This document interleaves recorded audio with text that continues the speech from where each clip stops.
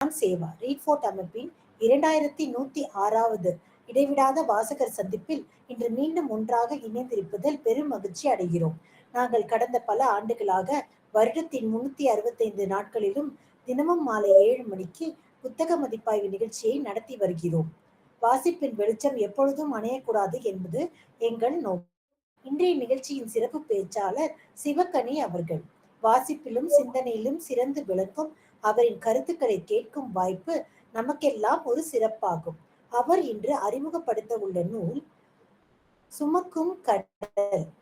இப்பொழுது அனைவரின் கவனத்தையும் சிவகனி அவரிடம் திருப்பி அவரை மனமார்ந்த வரவேற்புடன் மேடைக்கு அழைக்கிறோம். நன்றி. நீங்க ஆரம்பிக்கலாம். அனைவருக்கும் இனிய மாலை வணக்கம். இந்த வாய்ப்பை வழங்கிய அன்பு தோழி சேவா அவர்களுக்கு மனமார்ந்த நன்றி. ஏன்னா வாய்ப்பு திடீர்னு வரும்போது அதை நம்ம பயன்படுத்திக்கணும் இல்லையா? அதனால நான் சரின்னு சொல்லிட்டேன். இந்த புத்தகம் இந்த புத்தகத்தோட தலைப்பு பார்த்தீங்கன்னா மீன் சுமக்கும் கடல். அதாவது இதுதான் இந்த புத்தகத்தோட அட்டை. ஒரு கடல்ல மீன் அதோட உணர்வுகள், அதை தாண்டி இதுல நிறைய கவிதைகள். இது ஒரு கவிதை தொகுப்பு நூல் தான்.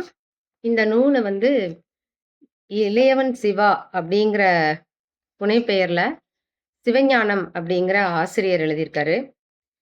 இவர் பார்த்தீங்கன்னா இவர் ஒரு கவர்மெண்ட் ஸ்கூல்ல ஒர்க் பண்றாரு. இவர் இது வரைக்கும் கிட்டத்தட்ட 6 புத்தகங்களுக்கு மேல எழுதியிருக்காங்க. அதை தாண்டி இவருடைய கவிதைகள் பார்த்தீங்கன்னா சாகித்ய அகாடமி விருதெல்லாமே கூட பெற்றிருக்கு.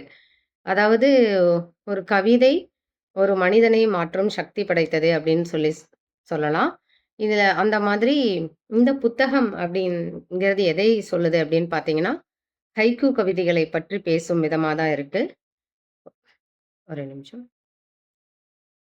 இதுதான் இந்த புத்தகத்தின் ஆசிரியர். இவர் பேர் சிவஞானம். இந்த புத்தகம் மொத்தம் எத்தனை பக்கம் அப்படின்னு பார்த்தீங்கன்னா 84 பக்கங்கள். இது மவல் பதிப்பகம் வெளியிட்டிருக்காங்க. இவருடைய ஒவ்வொரு புத்தகத்துக்கு பின்னாடி பார்த்தீங்கன்னா ஒரு கதை இருக்கு அப்படின்னு சொல்லலாம். இப்ப நான் ஒரு புத்தகம் எழுதியிருக்கேன் அப்படின்னா அந்த புத்தகத்துக்கு சமர்ப்பணமா அப்படின்னு சொல்லிட்டு ஒரு உள்ளத்தை தேர்ந்தெடுப்போம். அந்த மாதிரி ஒவ்வொரு புத்தகத்துக்குமே ஒரு நபரை தேர்ந்தெடுத்திருக்கிறார். அந்த மாதிரி இந்த புத்தகத்துக்கு தேர்ந்தெடுத்த நபர் அப்படின்னு பார்த்தீங்கன்னா அவருடைய மனைவி. அவருக்கு காணிக்கை ஆக்கியிருக்கார். அதுல என்ன சொல்லியிருக்காருன்னா, மீனாகிய என்னை சுமக்கும் கடலான அரசி மனோன்மணிக்கு அப்படின்னு சொல்லிட்டு இந்த காணிக்கையை சமர்ப்பிச்சிருக்கிறார். இந்த புத்தகத்துக்கு அணிந்துரை கொடுத்திருக்கிறவர் அப்படின்னு பார்த்தீங்கன்னா பொள்ளாச்சி இலக்கிய வட்டத்தைச் சேர்ந்த தோழர் மாயவன், சோலை மாயவன் அவர்கள். இதுல இவர் என்ன சொல்லியிருக்காரு அப்படின்னு பார்த்தீங்கன்னா இவரும் ஒரு கவிஞர். இவர் இவருடைய புத்தகத்தை படிச்சுட்டு அதற்கு முன்னாடி புத்தகம் எவ்வாறு இருக்கிறது அப்படிங்கிறத பத்தி ஒரு அணிந்துரை கொடுத்திருக்காரு. அந்த அணிந்துரை படிக்கும்போதே இந்த புத்தகத்தை நம்ம வாசிக்கலாமா அப்படி இல்லை வேண்டாமா அப்படிங்கிற மாதிரி ஒரு உணர்வுகளை கொடுக்கும் அப்படின்னு சொல்லலாம். இதுல அவர் நன்றி தெரிவித்திருக்கிற நபர்கள் அப்படின்னு பார்த்தீங்கன்னா அன்னை மீனாட்சி கிருஷ்ணசாமி, அவருடைய குழந்தைகள் யாழினி, தமிழ்நிதி மற்றும் அவருடைய நட்பு வட்டங்கள் கவிஞர் சிவகுமார், அம்சப்பிரியா, பூபாலன், சோலை மாயவன். அதை தாண்டி மவல் பதிப்பகம் இந்த கவிதைகளை வெளியிட்ட இதழ்கள் மற்றும் கவிதை உறவுகள் அமைப்புகளுக்கு நன்றியை தெரிவிச்சுக்கிறார். இதுல இந்த அணிந்துரையில் அவர் என்ன எப்படி சொல்லியிருக்காரு அப்படின்னா ஒரு ஹைக்கூ அப்படிங்கிறது அதாவது ஒரு கவிதை ஒரு 10-15 வரிகள்ல நான் ஒரு விஷயத்த சொல்றதை தாண்டி ஒரு 6 வார்த்தை இல்லை 7 வார்த்தையில நான் நினைத்த விஷயத்த மக்களுக்கு கடத்தக்கூடிய ஒரு சக்தி அப்படின்னா அது ஹைக்கூக்கு தான் இருக்கு.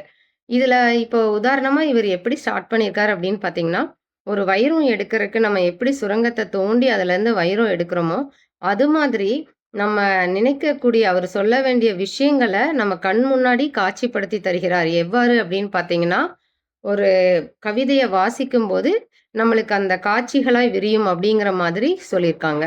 இந்த கவிதைகள் என்னன்னா பல நூற்றாண்டுகள்ல பேசக்கூடியதா இருக்கு. அதை தாண்டி இவருக்கு இப்ப நான் ஒரு இடத்துல நான் பேசணும் அப்படின்னு நினைக்கிறேன்னா அந்த பேச்சு நிறைய வார்த்தைகளை தாண்டி இருப்பதை காட்டிலும் ஒரு சற்று குறைவான வார்த்தைகள்ல அடக்கமான விஷயத்த அழகா தெளிவா கொடுக்கறது அப்படிங்கிறது ஒரு தனிக்கலை. அந்த மாதிரி இவருடைய கவிதைகள் இருக்குது அப்படிங்கிற மாரி சொல்லியிருக்கார்.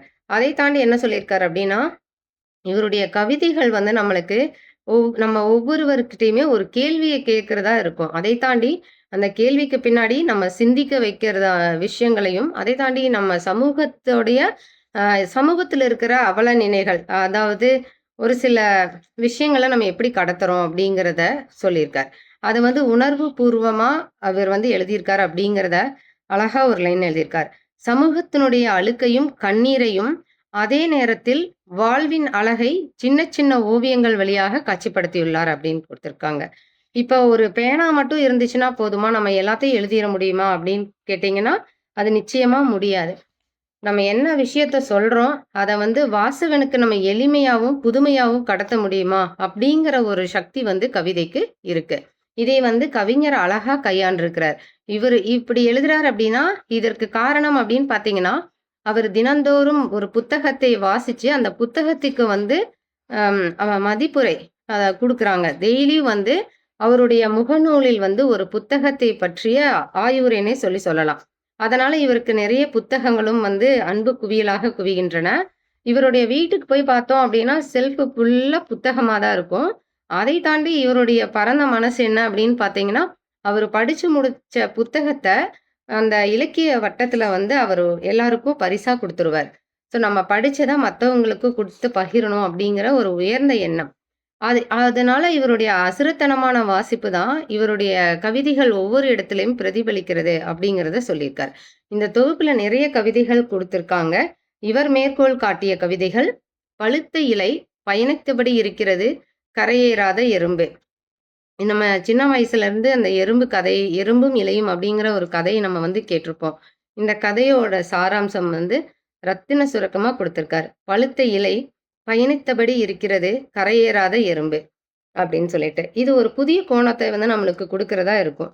அதை தாண்டி கடல் தாண்டிய பறவை கவ்விக் கொண்டு போகிறது கானகத்தின் விதை. இன்னைக்கும் பார்த்தீங்கன்னா, பறவைகள் நெறைய இடத்துல நம்மளே வந்து பறவைகள் அழிய காரணமா இருக்கிறோம் அப்படின்னு சொல்லலாம். ஏன்னா, இன்னைக்கு பறவைகளுக்கு ஒரு தண்ணீர் வைக்கிறதுக்கு கூட நம்மளுக்கு தோன்றதில்ல. இந்த வெயில் காலங்கள்ல எத்தன பேர் நம்ம வந்து பறவைகளுக்கு தண்ணீர் வைக்கிறோம்? அது யோசிக்கணும்.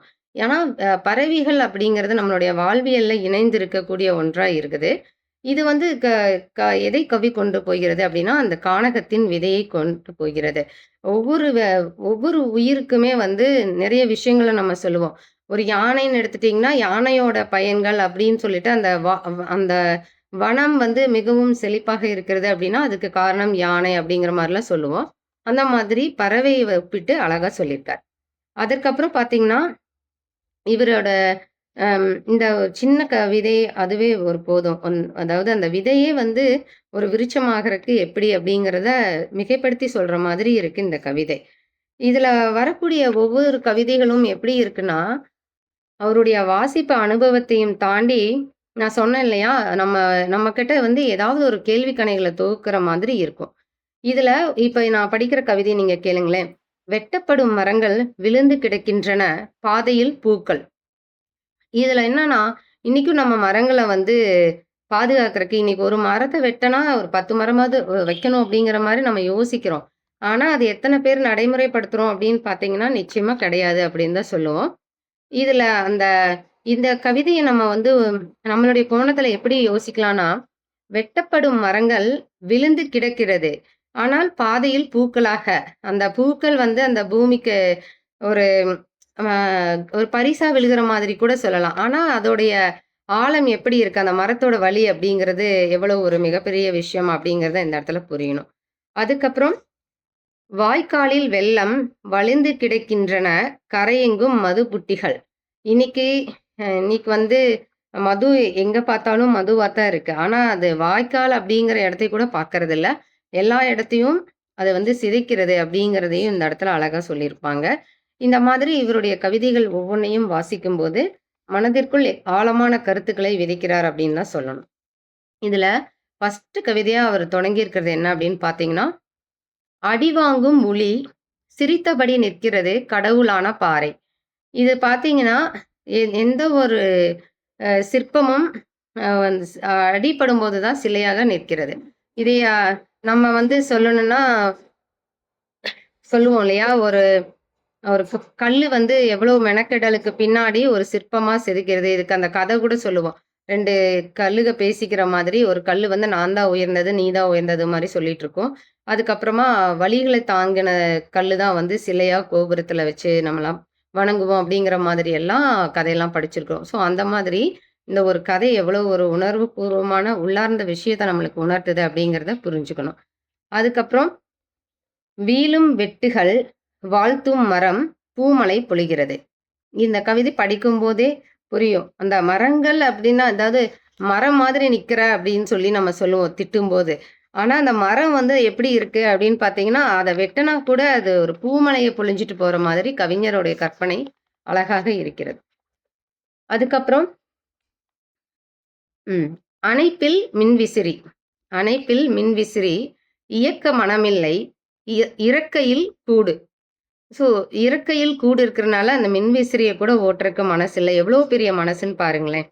அதுக்கப்புறம் இந்த கவிதை படிக்கும்போது, இவருடைய கவிதைகளை படிக்கும்போது, நம்மளுக்கு வந்து நகைச்சுவை ஏற்படுத்துறதாவும் இருக்கும். ஒரு சில இடத்துல வந்து வலிகளை தருவதாகவும் இருக்கும். அதை தாண்டி உணர்வுகளை கடத்தும் விதமாவும் இருக்கும். திருவிழா கூட்டம், தீவிர கண்காணிப்பு.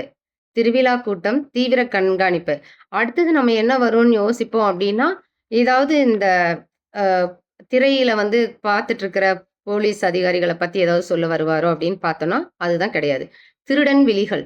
திருவிழா கூட்டம், தீவிர கண்காணிப்பு, திருடன் விழிகள். அடுத்தது அம் ஆடும் ஊஞ்சல் இளைப்பாறுவதில்லை. ஆடும் ஊஞ்சல் இளைப்பாறுவதில்லை. அம்மாவின் பயணம். நீங்களே யோசிச்சு பாருங்க. எந்த அம்மாவுக்காவது ஓய்வு இருக்கா அப்படின்னு சொல்லிட்டு. அத வந்து ஒரு ஊஞ்சலோட ஒப்பிட்டு சொன்ன விதம் வந்து ரொம்ப சிறப்பா இருக்குது. அதற்கப்புறம் ம். அழிவு பட்டியலில் அன்பு கடிதங்கள். அலைபேசி வருகை. இன்னைக்கும் அலைபேசினால நெறைய பேர் வந்து அந்த கடிதம் அப்படிங்கிறதவே மறந்துட்டு, அ எப்படின்னா என்ன நம்ம முதல்லலாம் பார்த்தீங்கன்னா, அது ஒரு உணர்வுகளை கடத்தக்கூடிய ஒரு வாழ்த்து அட்டையா இருக்கும். ஒரு விழா அப்படின்னா, அந்த இடத்துல நம்ம மாமா அனுப்புவாங்களா? இல்ல சித்தி அனுப்புவாங்களான்னு ஏங்கிட்டு இருப்போம். இல்ல இப்ப வந்து அந்த கடிதங்கள் அப்படிங்கிறதுக்கான ஒரு இதே இல்லாம போச்சு. இதற்கு என்ன காரணம் அப்படின்னு பார்த்தீங்கன்னா, அலைபேசி வருகை. அதுக்கப்புறம் கொட்டும் மழை மூழ்கிப் போகிறது கோடை வெயில். கொட்டும் மழை மூழ்கிப் போகிறது கோடை வெயில். அடுத்தது இந்த கவிதை பாருங்களேன். கொத்தும் மரங்கொத்தி வலி தாங்கும் தாய்மை பசியாற்றும் மரம். என்ன ஒரு கற்பனைன்னு பாருங்களேன். ஒரு மரங்குத்தி வந்து மரத்த கொத்தும்போது அந்த மரம் வந்து அதோட வலிகள தாங்குறதையும் தாய்மை உணர்வோட தாங்கிக்குது. அதனால அந்த மரங்கொத்தி வந்து பசியாவை கூட அ பசிய கூட தணிக்கிற விதமா இருக்குது அப்படிங்கிற மாதிரி எழுதியிருக்கார்.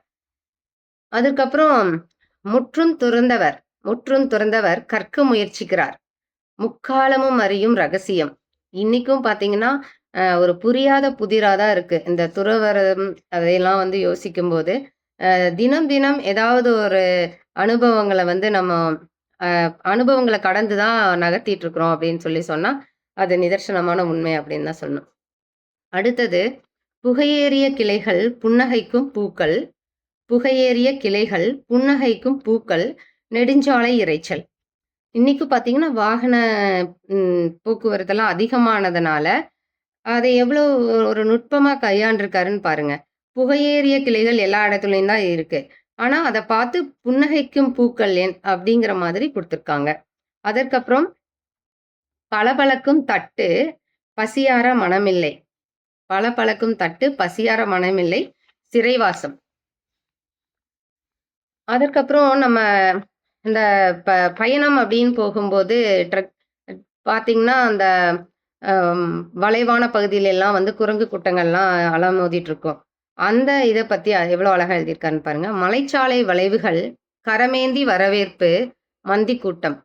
நம்ம என்ன பண்ணுவோம்?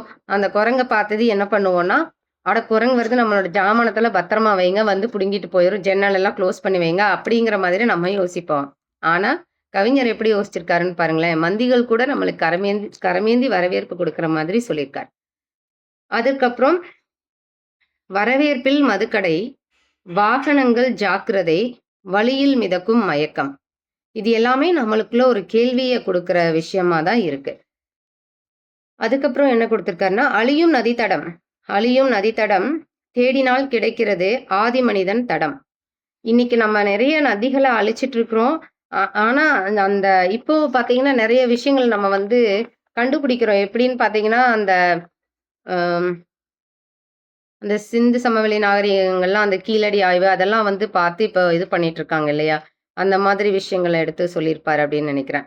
அதுக்கப்புறம் சத்தமிடும் அலை. இவருடைய ஒப்பீடெல்லாம் பார்த்தீங்கன்னா, அந்த கடல், அதற்கப்புறம் இறைவன் எல்லாத்தையுமே வந்து இதுல சொல்லியிருக்காரு. தேர்தல், இதுல எத படிக்கிறது, எத விடுறது அப்டின்னே தெரியல. அவ்ளோ விஷயங்கள் இருக்கு. இதுல வந்து என்னன்னா, "சத்தமிடும் அலை செவிடாகிப் போகிறது ஆழ்கடல் குமுறல்." அடுத்தது, "கரத்தில் ஒற்றை மழைத்துளி காணாமல் தவிக்கிறான் பாலைவன பயணி." கரத்தில் ஒற்றை மழைத்துளி காணாமல் தவிக்கிறான் பாலைவன பயணி. இத வந்து இந்த கவிதைய வந்து அந்த சிச்சுவேஷனோட நம்ம ரியலைஸ் பண்ணி பார்த்தோம்னா தான், அதோட வழி என்ன அப்படிங்கிறது தெரியும். அதுக்கப்புறம் இது பாருங்க, இன்னைக்கும் நம்ம சாப்பிடுற ஃபுட்டு, அந்த ஃபுட்டுல என்ன மாற்றம்லாம் நம்ம பார்த்துட்டுருக்கோம். எவ்வளோ ரசாயனங்கள்லாம் இருக்கு. அத வந்து எப்படி எழுதியிருக்காரு அப்படின்னு. குவிந்து கிடக்கின்றன பூச்சிக்கொல்லியும், உரமும். எங்க அப்படின்னு பார்த்தீங்கன்னா, வயலின் வயிற்றில். நம்ம வந்து அததான் பண்ணிட்டுருக்கோம். நம்ம இப்ப இயற்கை உரம் அப்படி இப்படின்னு போட்டாலுமே கூட, நம்மளுக்கு ஒரு 3 மாசத்துல சீக்கிரமா ரெடி ஆனா சரி அப்படிங்கிறத நோக்கி நம்ம ஓடிட்டு இருக்க மாரி இருக்கு. இதெல்லாம் நம்ம புரிஞ்சுக்கணும் அப்படிங்கிறக்காக தான் இந்த மாதிரி எழுதியிருக்காங்க. அதே மாரி விவசாயத்த பத்தி சொல்லியிருக்காங்க. என்னன்னா, விவசாய பூமியில் பசுமை கார்டன்கள். என்ன பேருன்னு பாருங்களேன் அழகா. விவசாய பூமியில் பசுமை கார்டன்கள், விலை போகிறது உழவு. இன்னைக்கும் நம்ம வந்து அ தினமும் சாப்பிடாம இருக்க முடியாது. ஆனா, நம்ம அத வந்து விலை போற மாதிரி தான் நம்ம பண்ணிட்டு இருக்கிறோம். அதுக்கப்புறம் பட்டாம்பூச்சி வருகை. ஒரு பட்டாம்பூச்சி வருகை வரனால திறந்து கொள்கிறது பூவின் தாய்மை. ஒரு பூ கூட அத வெல்கம் பண்ற மாதிரி அழகா எழுதியிருக்கிறாங்க. ஸோ அந்த பூவுக்கு கூட ஒரு தாய்மை உணர்வு இருக்குது. அப்ப வந்து சொன்னாரு மரத்துக்கு தாய்மை உணர்வு இருக்குன்ட்டு. இப்ப பூவிற்கும் தாய்மை உணர்வு இருக்கு அப்படிங்கிற மாரி சொல்லியிருக்கார். அதுக்கப்புறம் உடைகிறது நிலவு ஒற்றைக்கல் முத்தம். உடைகிறது நிலவு ஒற்றைக்கல் முத்தம். சலசலக்கிறது குளம். அதுக்கப்புறம் நான் இதுல இப்போ இப்போ வந்து நம்மளுக்கு ரீசென்ட்டா இந்த எலக்ஷன் அதெல்லாம் இருக்கனால, விலையேறும் எரிபொருள் விலையேறும் எரிபொருள் குறைந்து விடுகிறது. என்ன அப்படின்னு பார்த்தீங்கன்னா, சமையலில் காய்கறி. அதுக்கப்புறம் புத்தாடை கடவுள், திருவிழா ஊர்வலம், வேடிக்கை பார்க்கும் வறுமை. இன்னைக்கு பார்த்தீங்கன்னா, அ க வறுமையான மக்களோட நிலைமை வந்து பார்த்தோன்னா, எவ்வளோ ஒரு கஷ்டமான விஷயம் அப்படிங்கிறது தெரியும். ஆனா, இன்னைக்கு நம்ம நெறைய பார்த்துட்டு இருக்கிறோம். சாமிக்கு வந்து அவ்ளோ அலங்காரம் பண்றோம். பால வாங்கி ஊத்துறோம். அதை இதையும் பண்றோம். ஆனா, வறுமையில இருக்கிறவங்களுக்கு நம்ம அத செய்யணும் அப்படிங்கிறத உணர்த்துற மாதிரியும் நம்ம எடுத்துக்கலாம். அதற்கப்புறம் பார்த்தீங்கன்னா, கல்யாண வீடு களைப்பை போக்கியது உறவுகளின் சண்டை. கல்யாண வீடு களைப்பை போக்கியது உறவுகளின் சண்டை. இது நம்ம படிக்கும்போதே இந்த கவிதைக்கான மீனிங் தெளிவா புரியும்னு நெனைக்கிறேன். அதுக்கப்புறம் பாருங்களேன், இன்னைக்கு எஜுகேஷனுக்காக நம்ம எவ்வளோ தூரம் என்னதான் கவர்மெண்ட் வந்து நெறைய சிஸ்டம்ஸ் கொண்டு வந்தாலுமே கூட, அந்த தனியார் முகம் அப்படிங்கிறது இன்னைக்கும் இல்லாம இல்ல. எப்படியாவது பையன படிச்சு பெரிய ஆள் ஆக்கிரணும் அப்படின்னு ஒரு வறுமையில இருக்கிறவங்க கூட அந்த கல்விக்கு குடுக்குற முக்கியத்துவம், அது எப்படி இருக்கு அப்படிங்கிறத ரொம்ப அழகா எழுதியிருக்காரு.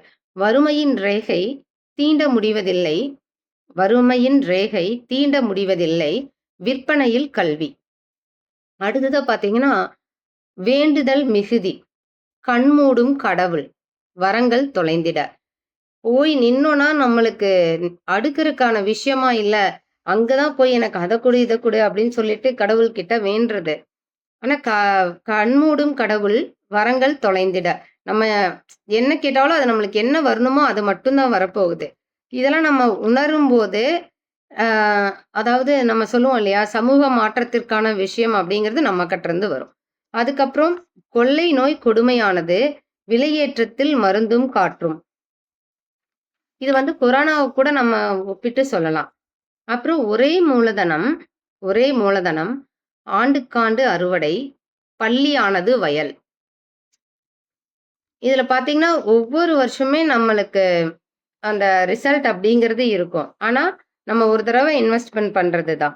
அதுக்கப்புறம் பாருங்க, நெருங்கும் புயல் நிறைந்து கிடக்கிறது. நெருங்கும் புயல் நிறைந்து கிடக்கிறது. நிவாரணத்தின் ஊழல். ஆனா, அ அதாவது நெறைய ஒரு புயல் வந்துருச்சோ, இல்ல ஏதாவது ஒரு இயற்கை சீற்றம் வருது அப்படின்னு பார்த்தீங்கன்னா, அங்க வந்து நம்மளுக்கு குடுக்கறக்கு மக்கள் வந்து அப்ப நெறைய விஷயங்கள வந்து குடுப்பாங்க.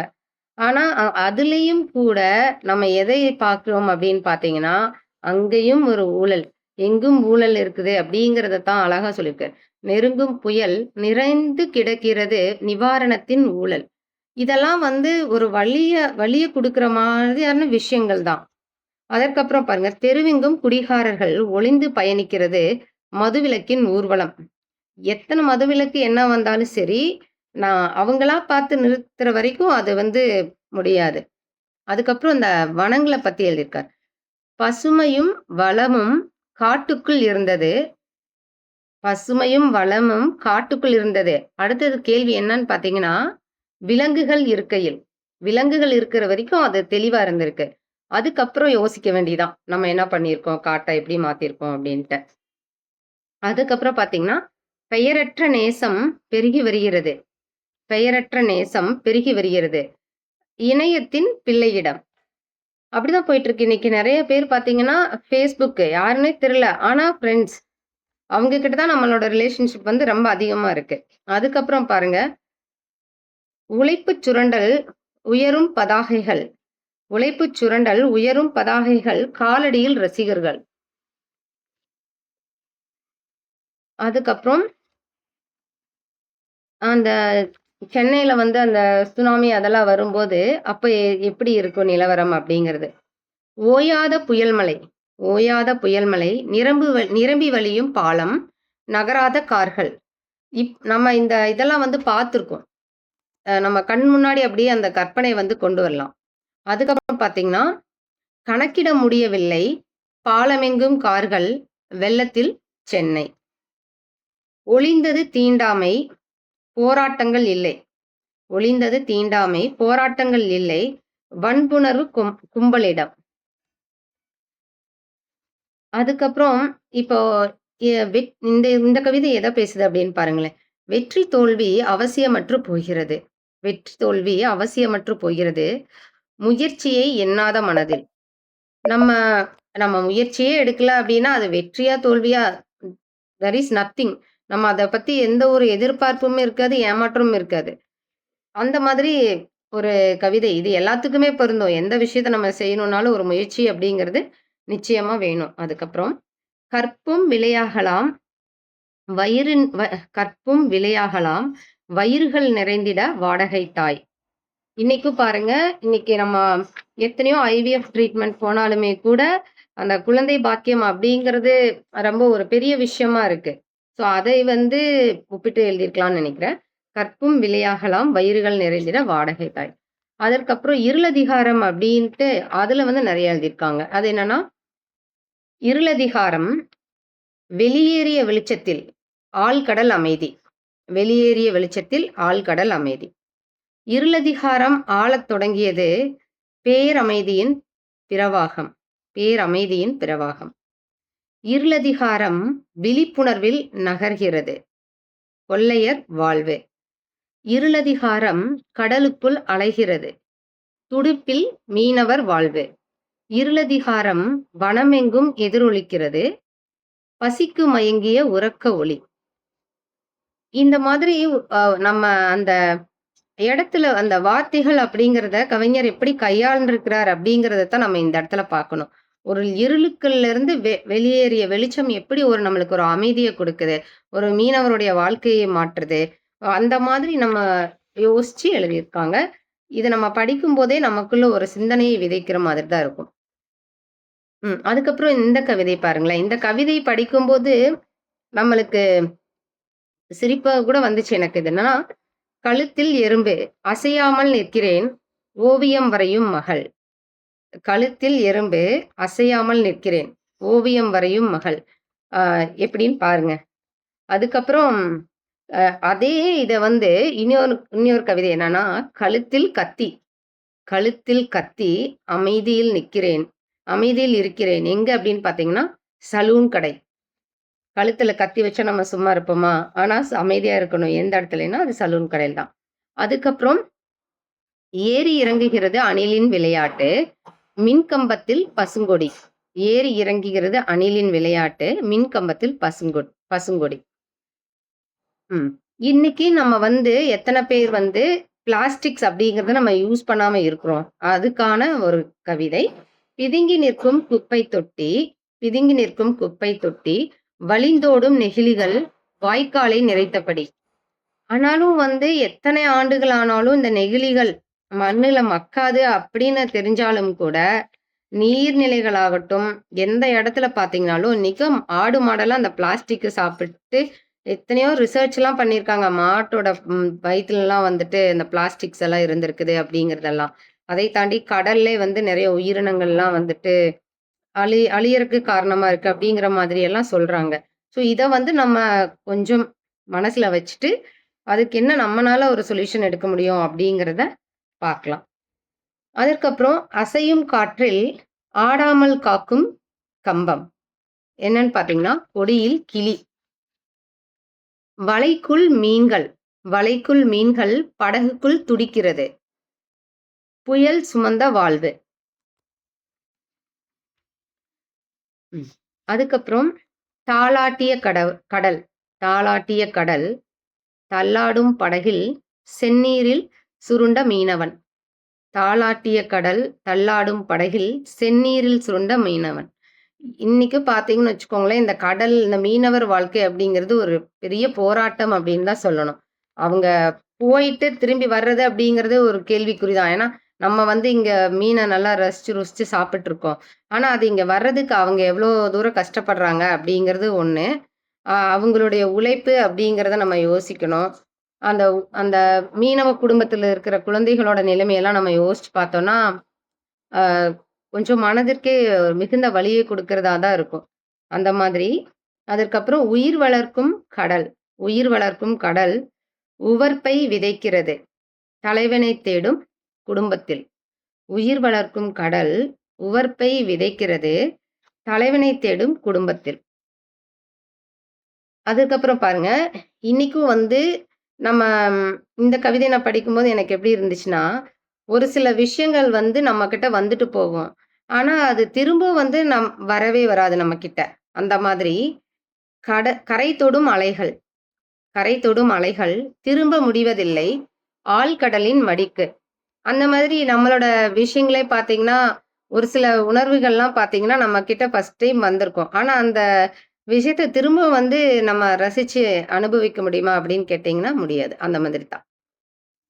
அதுக்கப்புறம் கரையேறாத கட்டுமரம் கடைசி வரை குடிக்கிறது கடலின் தாகத்தை. கரையேறாத கட்டுமரம் கடைசி வரை குடிக்கிறது கடலின் தாகத்தை.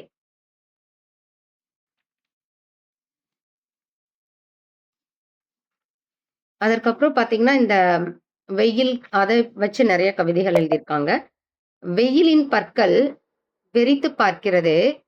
வெயிலின் பற்கள் வெறித்துப் பார்க்கிறது. தாகத்தின் நாக்கு.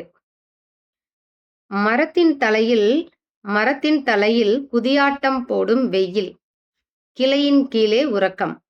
இன்னைக்கு பார்த்தீங்கன்னா, அந்த மரத்துக்கு கீழ அந்த நிழல் இருக்கும். ஸோ, அத வந்து ஒப்பிட்டு சொல்லியிருப்பாங்க அப்படின்னு நெனைக்கிறேன். அதற்கப்புறம் வெயிலை அடைகாத்து பகல் பிரசவிக்கிறது. வெயிலை அடைகாத்து பகல் பிரசவிக்கிறது. பிசுபிசுப்பு ராத்திரி. இன்னைக்கும் நம்ம வந்து அந்த ஃபேன் அப்படிங்கிறது இல்லாம நம்மனால தூங்கவே முடியாது. ஸோ அந்த மாதிரி ஒரு வெயில வச்சு எழுதியிருக்காங்க. வீதியில் எரிகிறது வெயிலின் கால்தடம் வேடிக்கை பார்க்கும் மரநிழல்.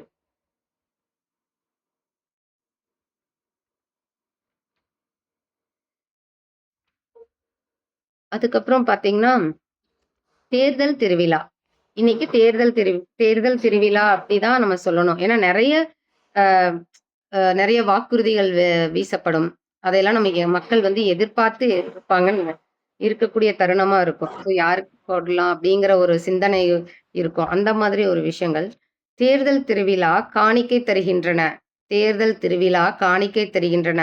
தேரில் வரும் திருக்கள்.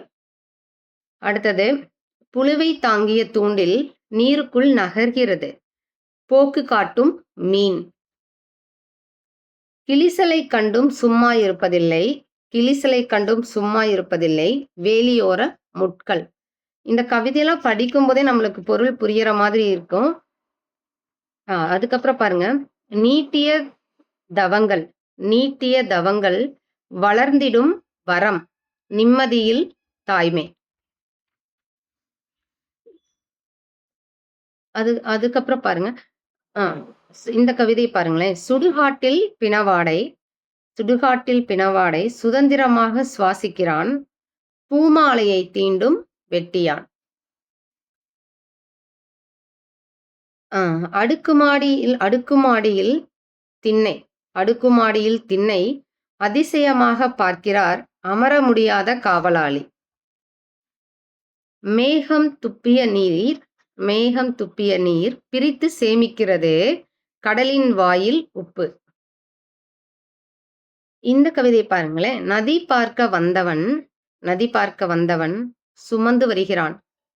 எதை அப்படின்னு பாத்தீங்கன்னா, புட்டியில் தாகம்.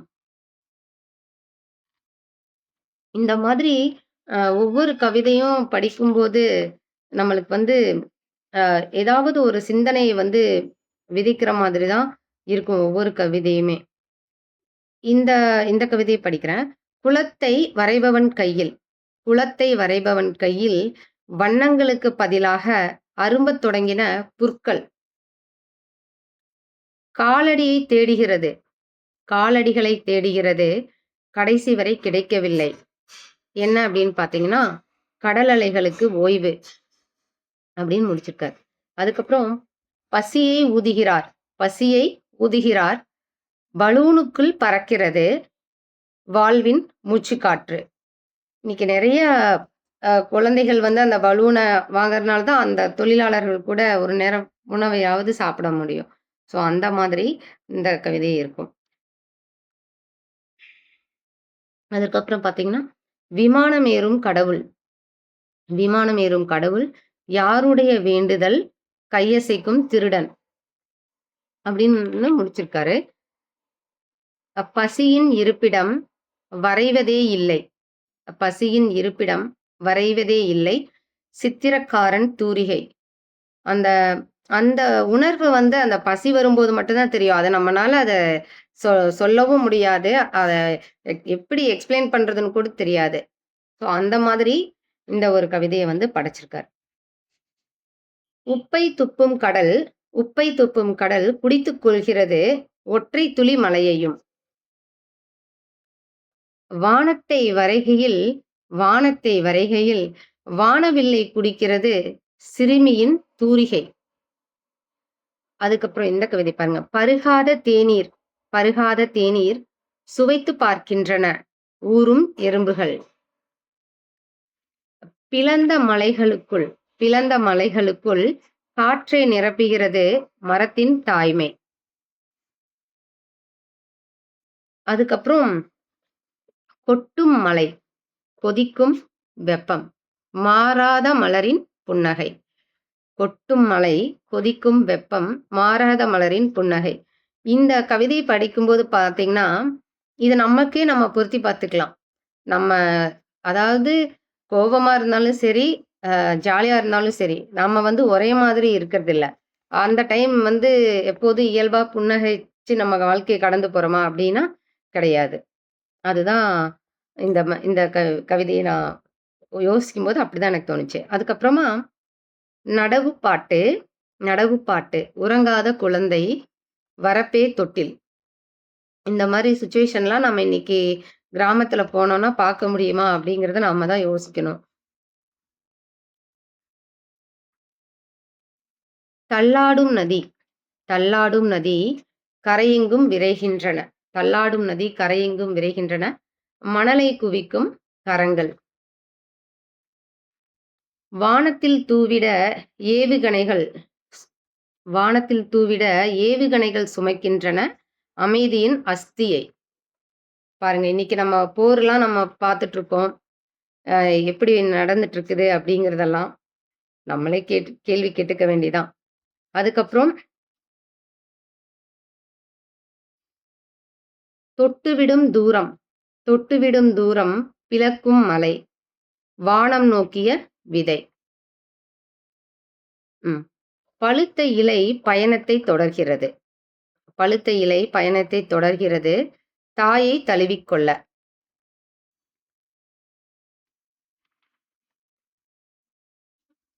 நீர் பாய்ந்த நெடுவயல் நிரம்பி வழிகிறது. நீர் பாய்ந்த நெடுவயல் நிரம்பி வழிகிறது தார்கம்பியில் சக்கரங்கள்.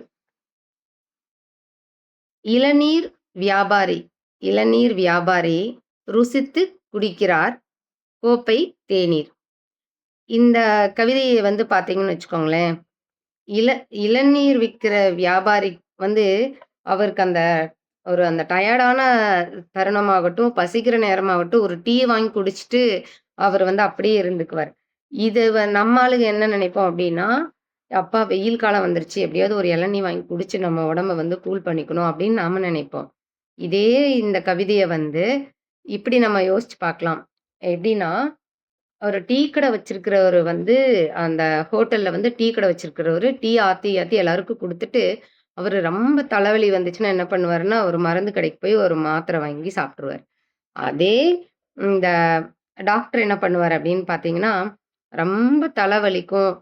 அப்ப என்ன பண்ணுவாருன்னா, அவரு வந்து ஒரு கோப்பை தேநீர் வாங்கி அத ரசிச்சு, ருசிச்சு குடிச்சு, "அப்பாடா எனக்கு தலைவலி பறந்து போயிடுச்சு" அப்படின்னு சொல்லுவாங்க. இந்த மாரி தான் மக்களோட மனநிலை எப்படி இருக்குன்னா, நம்ம ஒண்ண கையில வச்சிருப்போம். ஆனா, அத நம்ம யூஸ் பண்ண மாட்டோம். ஒண்ணு இருக்கையில இன்னொன்னு தேடி தான் மனசு போகும். அந்த மாதிரி தான். பழுத்த இலை அப்படின்னு இந்த பழுத்த இலை அப்படிங்கிறது நம்ம நெறைய இடத்துல பார்த்துட்டோம். இதை எந்த மாரி உருவகப்படுத்தி சொல்லியிருக்காரு அப்படின்னு பாருங்களேன். பழுத்த இலை படம் காட்டுகிறது முதுமையின் பயணத்தை. இன்னைக்கும் நம்ம அதாவது பழுத்த இலை அப்படின்னு சொல்லும்போதே, அனுபவத்தில் வந்து உயர்ந்தவர்கள். நான் ஒண்ணு பண்ண போறேன் அப்படின்னா, அவங்களோட அனுபவத்த கேட்டுட்டு பண்ணும்போது, அது எனக்கு இன்னும் பெஸ்ட்டா இருக்கும் அப்படிங்கிறதுக்கான ஒரு உதாரணமா சொல்லலாம். அதுக்கப்புறம் ம். வேண்டுதல் விண்ணப்பங்கள் வேண்டுதல் விண்ணப்பங்கள் வேதனையில் வாடுகின்றன. வேதனையில் வாடுகின்றன கோவில் மரங்கள். பார்த்தீங்கன்னா தெரியும். இன்னைக்கு கோவில்லாம் போய் பார்த்தோம்னா, ஒரு ஒரு கல்ச்சர் இருக்கும். ஒரு சில கோவில் பார்த்தீங்கன்னா, பூட்டெல்லாம் மாட்டி விட்டுருப்பாங்க. ஒரு சில இடத்துல பார்த்தீங்கன்னா, அந்த தொட்டில் அதெல்லாம் வந்து கட்டியிருப்பாங்க. இதெல்லாம் ஒவ்வொருத்தவங்களோட நம்பிக்கையா இருந்தாலும் கூட, அந்த மரத்தோட உணர்வுகள் அப்படிங்கிறத கொஞ்சம் யோசிச்சு பார்த்தோம்னா, நம்ம அந்த மாரி பண்ண மாட்டோம். எல்லாமே நம்மளுக்கு ஒரு நம்பிக்கை தானே! அததான் சொல்லியிருப்பாங்க. கடவுள் கடவுள் நீ, சாத்தான் நீ. அவரவர் நாக்கு அடுத்தவர் பார்வையில். நம்ம சொல்ற சொல்லு தான் வந்து நம்ம யார் அப்படிங்கிறத காட்டுற இடமா இருக்கும். அதுதான் வந்து இந்த கவிதையில சொல்லியிருப்பார். நீங்க கடவுளா இருக்கீங்களா? சாத்தானா இருக்கீங்களா? அது வந்து உங்க நாக்குல இருந்து தான் அப்படின்னு சொல்லிட்டு. அதுக்கப்புறம் கொடியில் மலர் குவியத் தொடங்கும் வண்டுகள் வாசம் தேடும் பசி. உறங்கும் கடவுள் சினத்தின் மேடையில் உறங்கும் கடவுள் சினத்தின் மேடையில் துள்ளி எழும் சாத்தான். வெறித்துப் பார்க்கிறது வேடிக்கை மனிதர்களை விலங்கிட்ட விலங்கு. ம். செங்கல் சுமக்கும் சிறுவன் செங்கல் சுமக்கும் சிறுவன் தவற விடுகிறான் பள்ளி மணியோசை.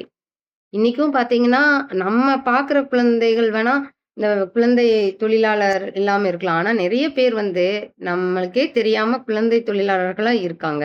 அவங்களோட கதைய நம்ம ஏன் லேட்டா வர்றான் ஒரு பையன் அப்படின்னு கேட்டீங்கன்னா, அந்த தாமதத்தை தாண்டி அதுக்கு பின்னாடி ஒரு பெரிய வாழ்க்கை பாடமே இருக்கும் அப்படின்னு சொல்லலாம். ஒண்ணு அவங்க வீட்ல யாருக்காவது உடம்பு சரியில்லாம இருந்திருக்கும். இல்ல அந்த பையன் ஏதாவது ஒரு வேலைய செஞ்சுட்டு வந்திருப்பான். அந்த மாரி நெறைய விஷயங்கள் இருக்கும். ஆனா, இன்னைக்கு வந்து ஆசிரியர்கள் வந்து அந்த குழந்தைகளுடைய வரலாறு அப்படின்னு சொல்லுவோம். அவன் எப்படி இருக்கான் அப்படிங்கிறதையும் பார்த்துட்டு, ஒரு சில டைம் பார்த்தீங்கன்னா, லேட்டா வந்துட்ட அப்படின்னு சொல்லிட்டு சும்மா வெளிய நிக்க வைக்கிறதை தாண்டி, எதனால அப்படின்னு சொல்லிட்டு நம்ம அலசலாம். ஸோ அந்த மாதிரி இது நம்மளுக்கு ஒரு கேள்வியை கொடுக்கக்கூடிய ஒரு கவிதையா இருக்கு. கொடியில் மலர் புன்னகை வாசம் வீசுகிறது. குழந்தையின் குதூகலம். அது நம்மளுக்கே தெரியும். ஒரு குழந்தை பார்த்தா நம்மளே மகிழ்ச்சியா ஆயிருவோம். ஸோ அந்த மாதிரி தான். கொடியில் மலர் வாசத்தில் நனைகிறது. சுருண்ட இலை. காற்றின் கைக்குலுக்கல். காற்றின் கைக்குலுக்கல் கடைசி குடிசையிலும் கடல் எட்டிப் பார்க்கிறது.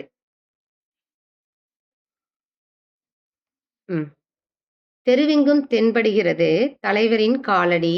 தேர்தல் திருவிழா. வாக்குறுதிகள் தயார். திரும்ப திரும்ப கேட்கின்றன. அடுத்தது என்னவா இருக்கும் தெரியுங்களா? ஏமாற்றத்தின் பேரோசை. அது ஏமாற்றமா இருக்குமா இல்ல ஒரு பெரிய மாற்றமா இருக்குமா அப்படிங்கிறது போக போகத்தான் தெரியும். அடுத்தது பிடிபடும் பணங்கள். பிடிபடும் பணங்கள் நெருங்க முடியவில்லை. நெருங்க முடியவில்லை. தெருவில் விநியோகம். இது எப்படி நடக்குது அப்படிங்கிறது யாருக்குமே தெரியாது. ஆனா அது நடக்கும். அது வந்து நடக்கிற போது நடக்கும். எதிர்க்கட்சிகள் இணைந்தன. எதிர்க்கட்சிகள் இணைந்தன. அடித்துக்கொண்ட தொண்டன் வாக்கு வங்கியில் கவனம். விரலில் வைத்த மை உலர்ந்து போகிறது. எப்போன்னு கேட்டீங்கன்னா, விலை பேசிய வாக்கு. இதை நம்ம மனசாட்சி கிட்ட கேட்டுக்கணும். பறவையின் பெருமூச்சு பரிதவிக்கும் வனம். பறவையின் பெருமூச்சு பரிதவிக்கும் வனம். பலியிடப்பட்டது மரம். இந்த மாதிரி ஒவ்வொரு கவிதையுமே ரொம்பவே நம்மளை வந்து சிந்திக்க வைக்கிறதா இருக்கு. இந்த ஒரு கவிதையோட நம்ம இதை முடிச்சுக்கலாம். சுடுகாட்டின் மேட்டில் உயிர்த்து கிடக்கின்றன. சுடுகாட்டின் மேட்டில் உயிர்த்து கிடக்கின்றன எருக்கஞ்செடிகள். நம்ம யோசிச்சிருக்கவே மாட்டோம், இது என்னடா வலுப்படுத்துது அப்படின்னு சொல்லிட்டு. நம்ம எருக்கஞ்செடியை யோசிச்சிருக்கவே மாட்டோம். ஆனா கவிஞர் எழுதியிருக்கார். அடுத்தது இறைவனை காணவில்லை. இறைவனை காணவில்லை. இடிந்து கிடக்கிறது மணிப்பூரில் மனிதம். இந்த கவிதையோட நம்ம முடிச்சுக்கலாம். இந்த புத்தகத்தை வாங்கி ஒருத்தருமே படிங்க. ஒரு கவிதை அப்படிங்கிறது நமக்குள்ள ஏதாவது ஒரு மாற்றத்தை விதைக்கும் அப்படின்னு சொன்னோம்னா அது நிச்சயமா நிதர்சனமான உண்மை அப்படின்னு தான் சொல்லணும். இவர் வந்து இந்த புத்தகம் வந்து 5வதா எழுதியிருக்காருன்னு நினைக்கிறேன். ஒரு புத்தகம் அப்படிங்கிறது வெளிவருவது அப்படிங்கிறது எவ்வளோ ஒரு கஷ்டமான விஷயம் அப்படிங்கிறது தெரியும். ஏன்னா ஒரு தொகுப்பு அப்படின்னு போட்டது வந்து ஒரு 10னா எழுதிட்டேன் நான், அது ஒரு புக்கா போட்டுக்கிறது அப்படிங்கிறது சும்மா சொல்லிட முடியாது. அந்த மாதிரி ஒவ்வொரு கவிதையுமே நம்மளுக்கு வந்து ஒரு உள்ளார்ந்த சிந்தனையை விதைக்கும் விதமாக இருக்கிறது. இந்த மீன் சுமக்கும் கடல். இந்த மீன் சுமக்கும் கடல் அப்படிங்கிற புத்தகத்துல நம்ம இவ்வளோ கவிதைகளை பார்த்தோம் இல்லைங்களா? இந்த கவிதைகள் ஒவ்வொருவரின் மனதில் ஒரு சிந்தனையை விதைத்து ஒரு தாக்கத்தை ஏற்படுத்தும் அப்படின்னு சொல்லலாம். அனைவருக்கும் நன்றி, வாழ்த்துக்கள். வாய்ப்பை வழங்கிய சேவா அவர்களுக்கும் நன்றி. Thank you Sivagani ma'am. எல்லாம் கிளாப் பண்ணுங்க ப்ளீஸ்.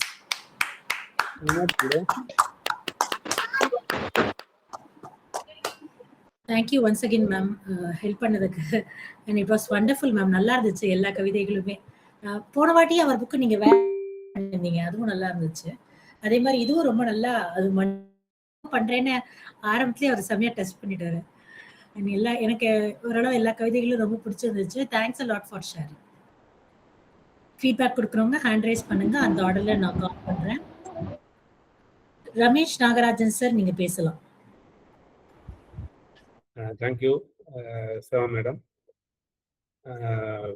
சிவகன் மேடம் ரொம்ப அருமையா இருந்தது. ஹைக்கூ கவிதை தான் நினைக்கிறேன் இல்லையா? அது ஹைக்கூ முதல் 2 வரி வந்து ஒரு சீர்ல இருக்கும்.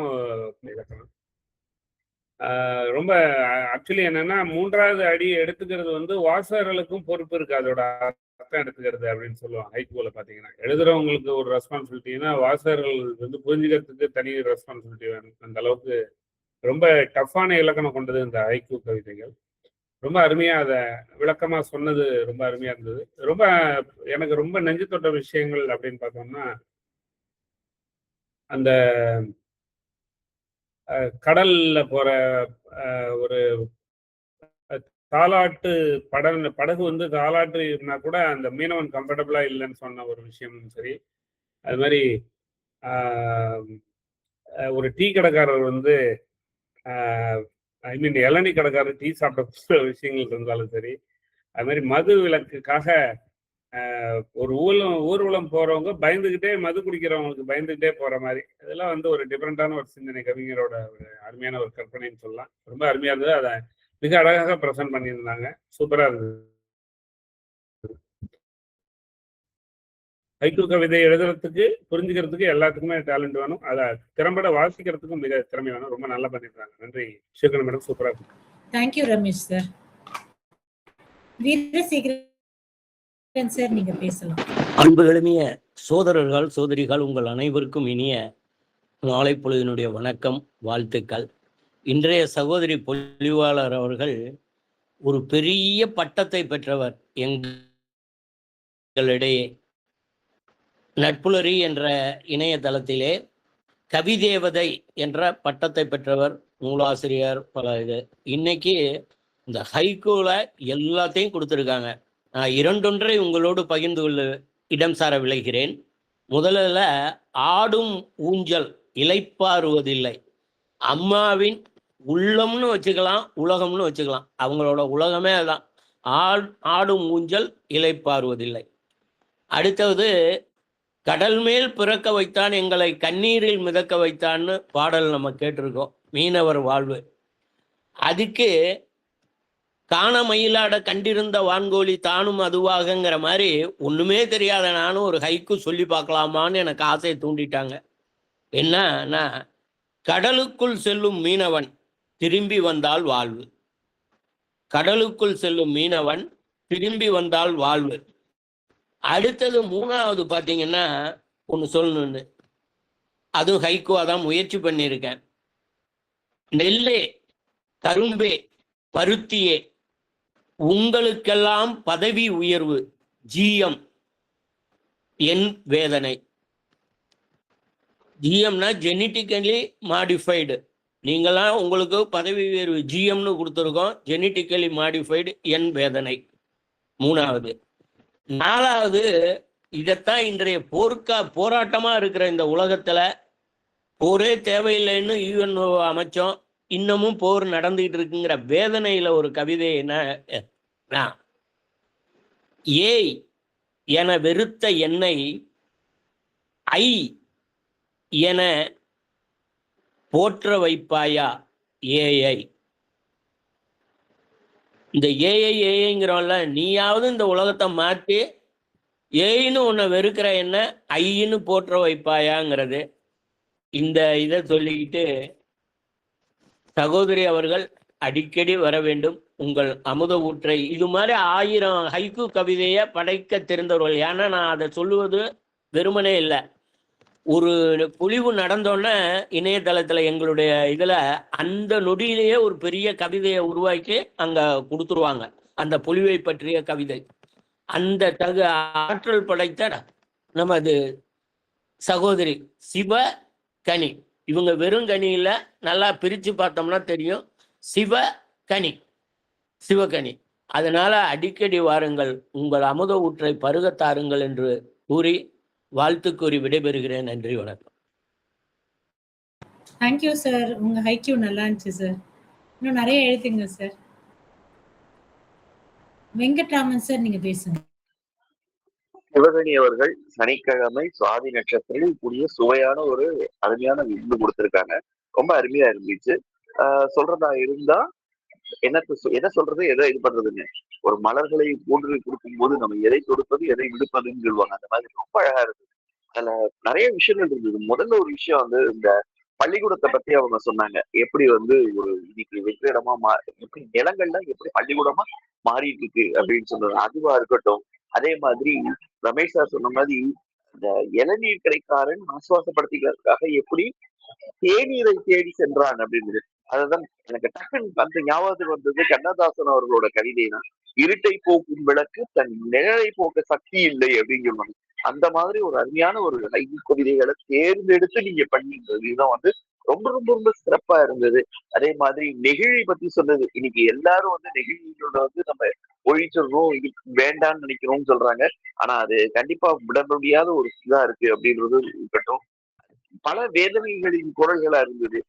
வானம் வந்து எப்படி காமிச்சதுல எவ்வளவு தூரம் நமக்கு போருக்கான சூழ்நிலை எப்படி இருந்ததுன்னு சொன்னது எல்லாமே ரொம்ப அருமையா இருந்தது மேடம். நம்ம ஒரு 5-6 விஷயங்கள் வந்து எனக்கு மனதை பறிகொடுத்ததுன்னு சொல்லலாம். ரொம்ப நல்லா இருந்தது. இந்த சனிக்கிழமை அதுக்கும் ரொம்ப சூப்பரா இருந்தது madam. Thank you madam. Seva madam, thanks for the opportunity. Thank you Venkatraman sir. வேற யாராவது பேசுறீங்களா? சிவசங்கரி மேம் சொல்லுங்க மேம். அனைவருக்கும் மாலை வணக்கம். Thank you Seva ma'am. அருமையான கவிதைகள். சகோதரிக்கு சொல்லவே வேண்டாம், கவிதையில மலையை பொழிவாங்க. ஒரு சாயங்கால வேலையில மாலை நேரத்துல அழகா இனிமையான கவிதைகளை தொகுத்து கொடுத்தாங்க. ரொம்ப அருமையா இருந்துச்சு, ப்ளசண்டா இருந்துச்சு டே. ஒவ்வொரு கவிதையுமே சிறப்பா இருந்துச்சு. அது அவங்க சொல்லும் விதம் வந்து ரொம்ப அருமையா இருந்துச்சு. நிறைய கவிதைகள் டச், அந்த வாய்க்கால் ஓரத்துல தொட்டில் கட்டுறது அதெல்லாம் இப்ப பார்க்க முடியாதுன்னு சொன்னாங்க பாருங்க, கரெக்ட். அதெல்லாம் அந்த கவிதைகள்லாம் ரொம்ப அழகா இருந்துச்சு, அருமையா இருந்துச்சு. வாழ்த்துக்கள் சகோதரி. இன்னும் நிறைய புத்தகங்களை கொண்டு வந்து எங்களுக்கு கொடுங்க. வாழ்த்துக்கள். Thank you Seva ma'am. Thank you ma'am. Ganesan sir நீங்க பேசலாம். வணக்கம் மேடம். சிவகணி மேடம் வந்து கவிதை வாசித்த விதம் வந்து ரொம்ப நன்றா இருந்தது. அழகா பொறுமையா, என்ன தட்டு தடங்கள் இல்லாம நல்லா அழகா பண்ணாங்க, புரியுற மாதிரி. இந்த ஐக்கிய கவிதைலாம் என்ன இதுனாக்கா, நம்ம படிக்கிறவங்களுடைய கற்பனையை தூண்டி விடும். இப்போ 2 வரி படிச்சாலும் ஒவ்வொருத்தரும் அதுல இருந்து ஒரு நிறைய பாயிண்ட்ஸ் அவங்க பெர்செப்ஷன் ஏற்ற மாதிரி எடுத்துப்பாங்க. அது மாதிரி நல்லா இருந்தது. இந்த கடல்ல நடக்கும்போது, அந்த நம்ம கடல்ல நடக்கும்போது நம்மளுடைய ஸ்டெப்ஸ் வந்து பார்த்துட்டு அந்த கடலை அழிக்குமான்னு நின்று பார்த்தோன்னா கொஞ்ச நேரம் பொறுத்து அழகா அழிச்சிட்டு போயிட்டோம். ஆனால் நம்மளுடைய பழைய நினைவுகள், கெட்ட நினைவுகள்லாம் நடக்கும்போது அப்படி பார்த்தோன்னாக்கா அது வந்து அழகா அழிச்சிட்டு போயிடும். இந்த பழைய படத்துல கண்ணதாசன் எழுதியிருப்பாரு, இந்த கடல் நீர் நடுவே பயணம் போனால் குடிநீர் தருவோர் யாரோ அப்படின்னு. கடல் நீர் வந்து எவ்வளோ இருக்கு, ஆனா வந்து குடிக்கிறதுக்கு ஒரு சொட்டு தண்ணி கிடைக்காது. தண்ணி தீர்ந்து போச்சுன்னு நினைப்பாங்க. அது மாதிரி கவிதைகள், இந்த ஐக்கிய கவிதைகள்லாம் வந்து நிறைய பாடல்கள்லாம் கூட வந்திருக்கு. அது இந்த கவிதையும் ரொம்ப நல்லா இருந்தது. சிவகணி மேடம் உண்மையில நல்ல ஒரு ஓப்பனிங் கொடுத்தாங்க. நன்றி. Thank you Ganesan sir. Lavanya ma'am நீங்க பேசலாம். Good evening all. ரொம்ப சிறப்பா இருந்தது சிவகணி மேம். எனக்கு தெரிஞ்ச இந்த புக்ல எந்த கவிதையும் விட முடியாதுன்னு நினைக்கிறேன். அந்த அளவுக்கு நீங்க சொல்லிட்டே போனீங்க. நோட் பண்ணணும்னு நினைச்சா நோட் பண்ண முடியல. நானும் சரி, நிறைய நல்ல நல்ல கவிதையா வருதே, நோட் பண்ணலான்னு பார்த்தா கண்டினியூஸா போய்கிட்டே இருக்கு. அவ்வளவு சூப்பரா இருந்தது. நிறைய வந்து அந்த பெயின்ஃபுல் இது, அந்த மரத்தை வெட்டுறது, அப்புறம் அந்த பறவைகளோட இது, நிறைய கவிதைகள் ரொம்ப மனசு டச் பண்ற மாதிரி இருந்தது. ரொம்ப சூப்பரா இருந்தது ma'am. Thank you so much for sharing this wonderful book. நல்லா எடுத்து சொன்னீங்க. அந்த தாட் ப்ராசஸ் வந்து அதான், அந்த சிம்பிளா 2 வார்த்தை தான் போடுறாங்க. ஆனா அது எவ்வளவு பெரிய தாக்கத்தை நம்ம மனசுக்குள்ள ஏற்படுத்துங்கிறது தான் விஷயமே. பெருசா எழுதி படிக்க வைக்கிறதை விட இது ரொம்ப பெஸ்டான ஐடியான்னு சூப்பரா எழுதியிருக்காரு. Thank you ma'am. Thank you all. Thank you. Thank you Lavanya ma'am. Manjula ma'am நீங்க பேசுங்க. டாக்டர் மஞ்சுளா நீங்க பேசலாம். Yes good evening ma'am. எனக்கு இங்க என்ன நடக்குன்னே தெரியல. திடீர்னு இந்த லிங்க் வந்து எனக்கு வந்திருந்தது, மேடம் அனுப்பியிருந்தாங்க. ஸோ நான் மிடில்னா ஆரம்பத்திலே வந்துட்டேன், கொஞ்சம் லேட் ஆனா. பிகினிங் தெரியும்ல என்னன்னு, அது எனக்கு தெரியல. ஆனா அப்புறம் தான் தெரியுது மேடம் வந்து மேடத்தோட கவிதை அவங்க வந்து எழுதியிருக்காங்க, அதை வந்து இன்னைக்கு ப்ரெசென்ட் பண்றாங்க அப்படின்னு சொல்லிட்டு. அவங்களுடைய அந்த அமைதியான முகத்துல அவ்வளவு கவிதை வரிகள் எப்படி அவங்க மூளை சிந்திச்சு எப்படி ஒரு புத்தகமா அதை வடிவமைச்சிருக்காங்க. Such a great ma'am. ரொம்ப அருமையா இருக்கு. நான் எழுதல மேம். என்ன சொல்றது உங்களுக்கு, நான் எழுதலீங்க. எங்களோட தோழர் சிவஞானம் அப்படிங்கிற ஆசிரியர் எழுதியிருக்காங்க. அந்த புத்தகத்தை தான் நான் அவங்க கிட்ட பகிர்ந்துக்கிட்டேன். நான் எழுதின புத்தகத்தை ஒரு நாள் பகிர்ந்துக்கிறேன் மேடம். சூப்பர். சோ சிவஞானம் ஆசிரியருக்கு வாழ்த்துக்களை சொல்லுங்க. இல்ல யார், நாம வந்து ஒரு ரெஃபரன்ஸ் தான். யாரோ ஒருத்தவங்க உருவாக்குனா அதை நாம எப்படி அதை பிரசன்ட் பண்றோம், நம்ம பாயிண்ட்ல எப்படி உருவாக்குறோமோ அப்ப நாம தான் ஓனர் ஆஃப் த கான்செப்ட்னு கூட சம்டைம்ஸ் நமக்கு சொல்லலாம். அதை நீங்க சொன்ன விதம் தானே ஒரு அழகு. யார் வேணாலும் ஆதரா இருக்கட்டும், no issue. But you presented today in front of us, that is a great. So உங்களுக்காக ஒரு 3 லைன்ல நான் சொல்லிட்டே இருப்பேன், பாட்டு பாடிடுறேன்னு சொல்லிட்டு. இப்ப டைம் இருக்குங்களா ஒரு 4 லைன்ல பாட்டு பாடுறதுக்கு? பாடுங்க மேம். பாடலாம், சரி ஓகே. ஏன்னா நீங்க கவிதைன்ற ஒரு வியூல உங்களை ப்ரூவ் பண்றீங்க. நாங்க சும்மா உங்களுக்காக ஒரு இது தெரிஞ்ச பாட்டு தான். பெண்ணே நீயும் பெண்ணா, பெண்ணாகிய ஓவியம் 2 கண்ணா, ஒவ்வொன்றும் காவியம் ஒரு 3ஆம் பிறையை சுற்றி, தங்க சரிகை நெய்த நெற்றி, பனிப்பூக்கள் தேர்தல் வைத்தால் அடி உனக்கே என்றும் வெற்றி, பிரம்மன் செய்த சாதனை உன்னில் தெரிகிறது, உன்னை எழுதும் போதுதான் மொழிகள் இனிக்கிறது, பெண்ணே நீயும் பெண்ணா, பெண்ணாகிய ஓவியம் 2 கண்ணா, ஒவ்வொன்றும் காவியம். So this song dedication to you. This is not my song, but இது உங்க எல்லாருக்குமே தெரியும். எனிவே நீங்க டெய்லியே உங்களை அப்சர்வ் பண்றேன் இல்லையா, அப்பெல்லாம் நான் நினைப்பேன் ஒரு அருமையான பெண் அப்படின்ட்டு. So such a great madam, you are very inspiration. எனக்கும் கவிதை எல்லாம் எழுத தெரியும், ஆனா உங்க அளவுக்கு எல்லாம் தெரியாது. பட் ஆனா எங்க வீட்டுக்காரர் என்கரேஜ் பண்ணவே இல்லை, நான் அதனால அதை அப்படியே கொஞ்சம் ஸ்டாப் பண்ணிட்டேன். நாங்க எல்லாரும் பண்றோம் மேம், எழுதணும், நீங்களும் எழுதணும், எழுதி எங்கள்கிட்ட சப்மிட் பண்ணணும். It is a kind order. எல்லாருக்கும் கிளாப் பண்ணுங்களா, அன்மியூட் பண்ணி.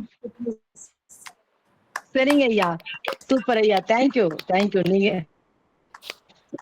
Thank you so much. நீங்க எழுதுங்க மேம், எழுதி ரிலீஸ் பண்ணிட்டு இங்கே பிரசன்ட் பண்ணுங்க. ஓகே மேம் அளவுக்கு இருக்காது நான், பட் நானும் சிந்திப்பேன், அதை நான் சொல்றேன். ஓகே, நான் அதை ட்ரை பண்றேன். இனிமேல் உங்க இடத்துக்கு வந்துட்டேன்ல, 1 by 1 I learning everyone. So such a great this. Thank you so much ma'am. இதே லிங்க் 365 days ஏதாவது ஒரு புக் பண்ணுவாங்க, எனி லாங்குவேஜ் எனி ஜானர், நீங்களும் பிரசன்ட் பண்ணுங்க. Okay ma'am, okay, thank you Sivagani ma'am. So you are looking also very cute, super nice. ஐயா thank you ஐயா, உங்களை பார்த்ததுல ரொம்ப சந்தோஷம். Thank you ma'am. Okay, thank you for everyone. Venkatraman sir சொல்லுங்க சார், கை தூக்கி இருக்கீங்க. வெங்கட்ராமன் சார் மியூட்ல இருக்கீங்க. மியூட்ல இருந்து பேசிக்கிறேன். ரொம்ப அழகா சொன்னாங்க மந்திரா மேடம், அதாவது கவிதைகளை இயற்றியது சிவகணி மேடம் அப்படின்னு. அதுக்கு உடனே அவங்க மறுப்பு தெரிவித்து என்னோடது இல்ல ஆசிரியர் அப்படின்னு சொல்லி அவங்க சொன்னாங்க. இது எப்படி இருக்கு அப்படின்னு கேட்டா, 4000 பிரபந்தத்தை தொகுத்தவர் யாரு அப்படின்னு சொல்லும் போது 4000க்கும் பாடினவங்க 12 ஆழ்வார் நமக்கு தெரியும். ஆனா நாதமுனிகள் போய் கேட்கும் போது நம்ம கிட்ட யாரு இருக்காங்கன்னா பெரியாள் நம்மாழ்வார் அப்படின்வாங்க. அவர்கிட்ட எழுதின 1000 பாட்டு மட்டும் முதல்ல கொடுத்துடுறாரு இந்த 4000. அப்போ அவருக்கே இது மட்டும் போதுமா அப்படின்னு, இல்ல எனக்கு 4000 கொடுத்த ரொம்ப சந்தோஷப்படுவோம் அப்படின்னாங்க. அப்போ நீங்க பாடினது யாருன்னு இன்னைக்கு கேட்டா கூட நம்மாழ்வார் அப்படின்னு சொல்லுவாங்க. அந்த மாதிரி எழுதினவங்க யாரோ அதோட முகமாவே நம்ம மாறிடுறோம். இதுல